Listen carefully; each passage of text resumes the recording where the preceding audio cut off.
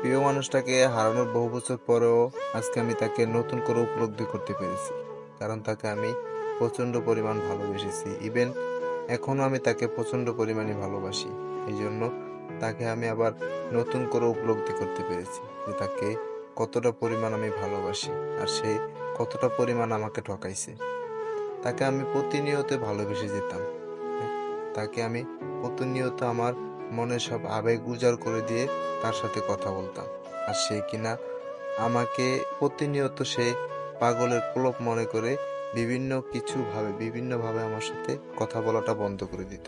আর আমি তার সাথে সেই কথা বলাটাকে কন্টিনিউ চালিয়ে যাওয়ার জন্য, ঠিক আছে, তাকে আমি নতুন করে উপলব্ধি করতাম। আজকে হঠাৎ করে তাকে উপলব্ধি করতে পেরেছি নতুন করে যে তার কাছে হয়তো আমি একটা হাসির পাত্র ছিলাম। তাকে বিভিন্নভাবেই আমি বোঝানোর চেষ্টা করেছি যে তাকে আমি ভালোবাসি।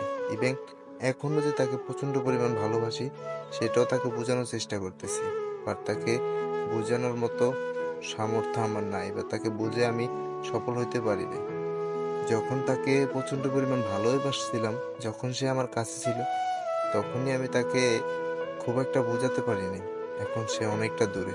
তাকে এখন কিভাবে বুঝাবো যে তাকে আমি নতুন করে ভালোবেসেছি, যে নতুন করে আবার তার প্রেমে আমি পড়েছি।